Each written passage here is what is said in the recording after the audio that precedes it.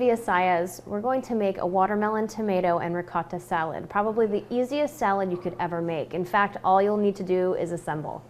So our ingredients are very, very straightforward. We'll take a little bit of mesclun mix. We have our watermelon already cut. Don't go crazy buying a giant watermelon for this type of salad and spending hours trying to cut it and de-seed it. Just get something that's already cut and prepared.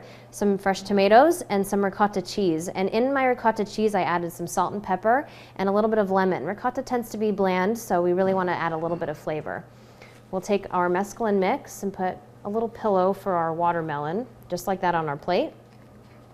We'll take a slice and lay it right up on our salad and maybe add a couple more. And then we'll take tomato already sliced. You can chop it up however you like, whatever shape you prefer. I like to do little wedges just for variety. And then we'll take our ricotta as well, and we'll scoop just a little bit on the side of our salad. With this, you can serve a piece of bread or some crackers, really just to finish it off. And I love to drizzle just a little bit of honey right over the top of the watermelon. Just adds just a little bit of sweetness to our dish. And then finish it with a little bit of sea salt. Nice and crunchy right on top of everything on our plate.